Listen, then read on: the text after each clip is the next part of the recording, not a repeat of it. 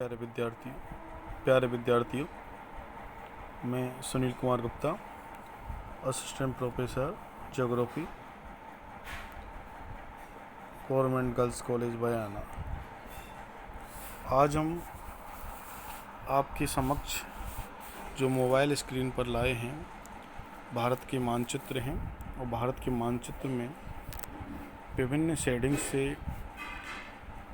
और कुछ समदाब रेखाओं से या समकालिक रेखाओं से ये प्रदर्शित करने का प्रयास किया गया है इन मानचित्रों में कि भारत में आने वाला दक्षिणी पश्चिम मानसून की क्या दिशा रहता है, क्या टाइमिंग रहती है और वायुदाब के हिसाब से वो किस प्रकार आगे बढ़ती हैं। तो पहले मानचित्र में आप देखेंगे कि जैसे ही सूर्य का उत्तरायण होता है, यानी कि 23 मार्च के पश्चात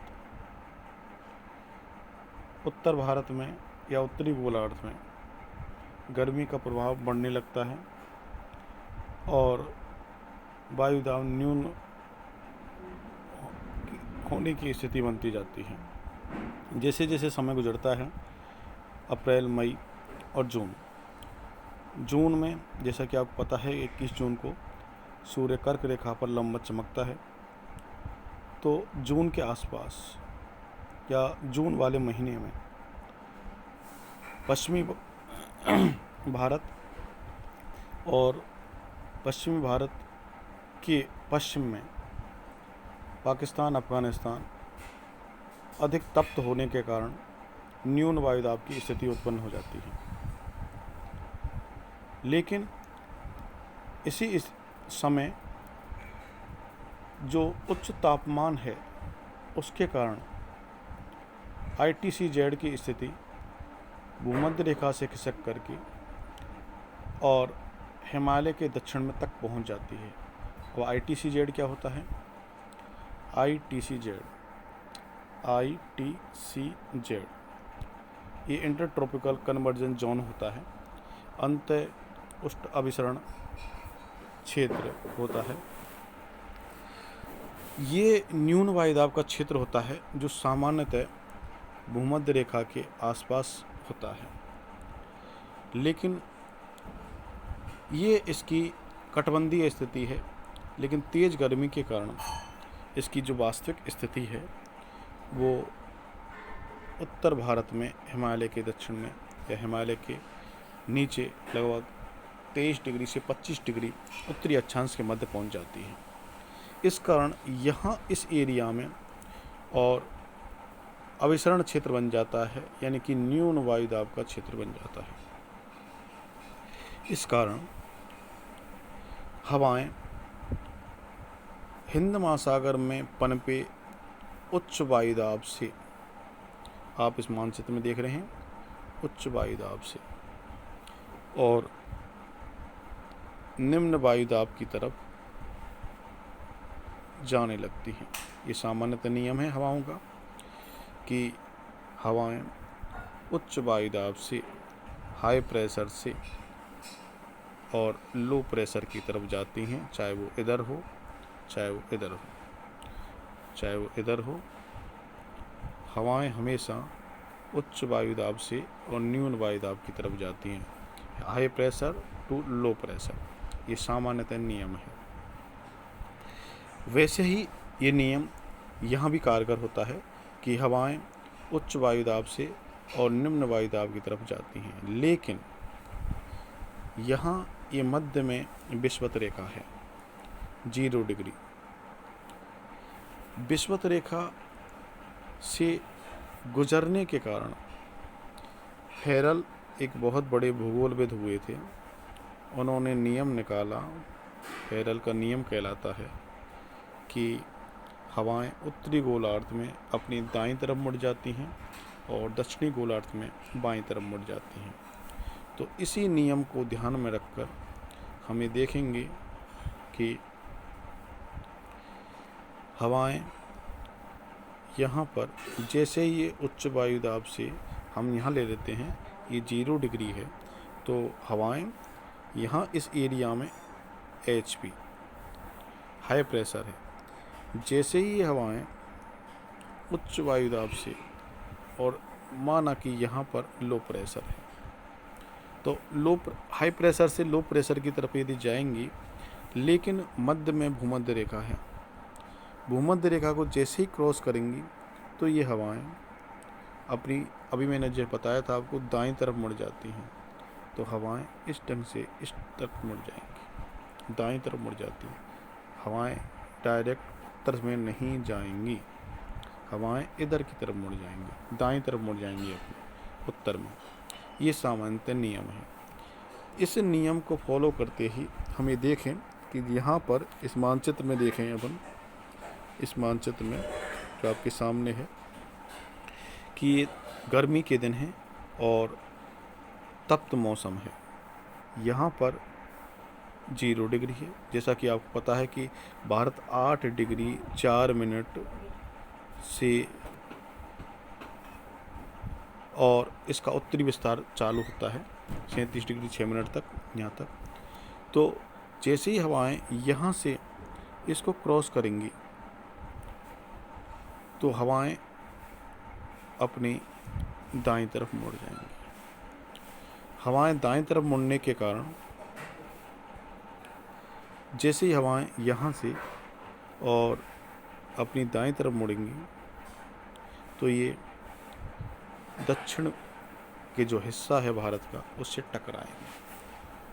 अब इधर की तरफ मुड़ने के कारण हवाएं, तो भारत के संदर्भ में जो स्थिति है वो है दक्षिण पश्चिम की स्थिति। इधर पश्चिम और इधर दक्षिण, तो ये मध्य वाला हिस्सा दक्षिण पश्चिम। इसलिए भारत के मानसून को दक्षिणी पश्चिमी मानसून कहा जाता है। दक्षिणी पश्चिमी मानसून कहा जाता है भारत के मानचित्र को। ये समझने का प्रयास करें। जब हवाएं यहाँ से और दक्षिण पश्चिम हो जाती हैं तो यहाँ टकराती हैं भारत की मुख्य स्थल भाग के दक्षिण में। तो इनकी 2 शाखाएं हो जाती हैं। इधर की शाखा को अरब सागर की शाखा बोलते हैं और इधर की शाखा को बंगाल की खाड़ी की शाखा बोलते हैं, क्योंकि इधर पश्चिम में अरब सागर है यहाँ पर और इधर बंगाल की खाड़ी है। इसलिए इन 2 जलाशयों के कारण इनका नामकरण होता है। जब हवाएं पहले अब हम लेते हैं अरब सागर की शाखा को। अरब सागर की शाखा जब इधर प्रवेश करती है तो सबसे पहले उसका जो टकराव होता है वो केरल की राजधानी तिरुवनंतपुरम से होता है। इसके बाद इसकी एक शाखा मुंबई के आसपास टकराती है। एक शाखा यहाँ से, यानी कि यहाँ पर है, ऊपर विंध्याचल पर्वत, नीचे सतपुड़ा पर्वत। इन 2 शाखाओं के मध्य से, इनकी नर्मदा भ्रंश घाटी से निकलकर गंगा के मैदानों में पहुँच जाती है। इसकी एक शाखा सौराष्ट्र कच्छ में पहुँचती है और एक शाखा राजस्थान होती है, गुजरात राजस्थान होते हुए हिमाचल प्रदेश तक पहुँच जाती है। लेकिन राजस्थान के लंबे एक क्षेत्र से गुजरती है, परंतु राजस्थान में कोई प्राकृतिक अवरोध न होने के कारण और अरावली पर्वतमाला, यहाँ पर अरावली पर्वतमाला है, अरावली पर्वतमाला के और मानसून के समानांतर होने के कारण वो मानसून के सामने अवरोध उत्पन्न नहीं कर पाती है। इस कारण अरब सागर का मानसून राजस्थान में पर्याप्त मात्रा में वर्षा नहीं कर पाता है। यही कारण है कि राजस्थान में अरब सागर के मानसून से वर्षा बहुत कम प्राप्त होती है।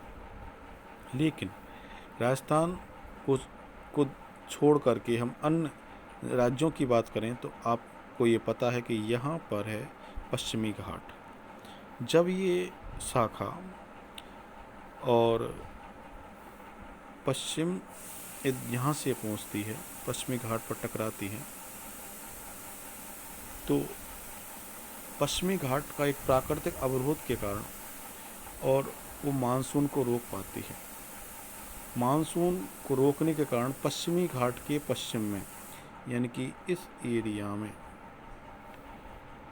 भारी मात्रा में वर्षा होती है, जो लगभग 250 से अधिक हो सकती है।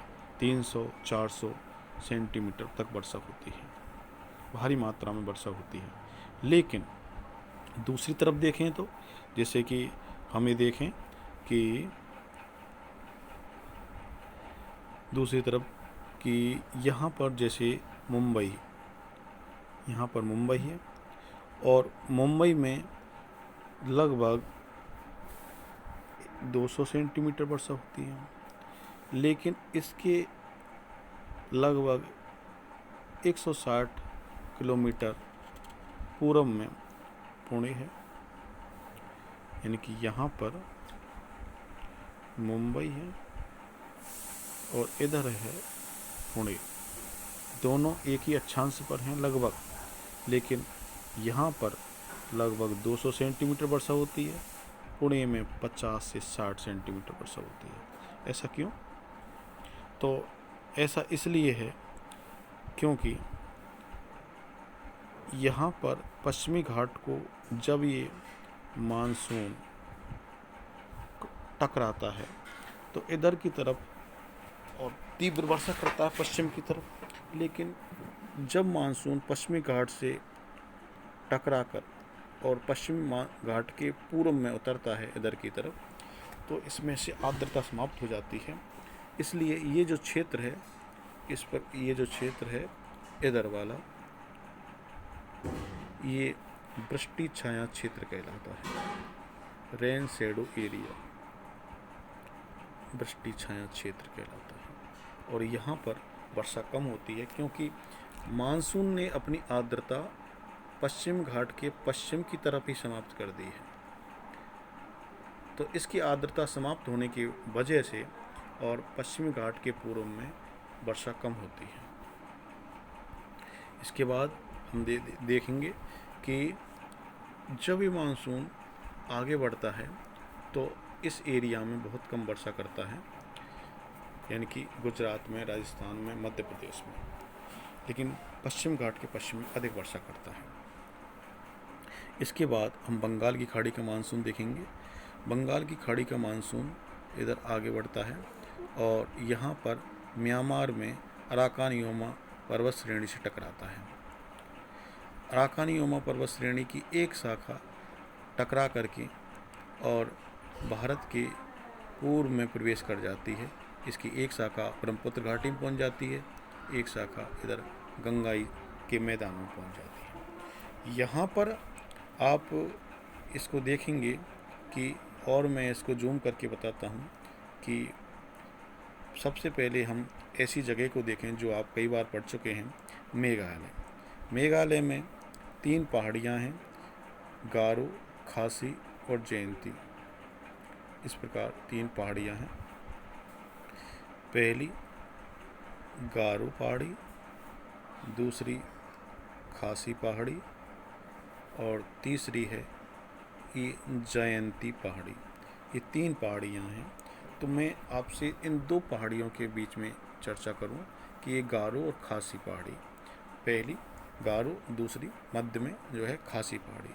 खासी पहाड़ी पर ही है मासिन राम और चेरापूंजी। इन जगहों पर भारी मात्रा में वर्षा होती है और कई बार जो रिकॉर्ड की गई है वो लगभग 1100 सेंटीमीटर के आसपास वर्षा रिकॉर्ड की गई है गारो और खासी पहाड़ी के मध्य में। क्यों? क्योंकि यहाँ मानसून एक तरह से कीपाकार स्थिति में फंस जाता है, इसलिए भारी मात्रा में वर्षा होती है। इसके बाद हम देखें कि फिर उसके बाद मानसून आगे बढ़ता है और आगे बढ़कर मध्य भारत के गंगाई क्षेत्रों में पहुँचता है। इस प्रकार आगे इस ढंग से बढ़ता है। इस ढंग से भारत का मानसून बढ़ता है।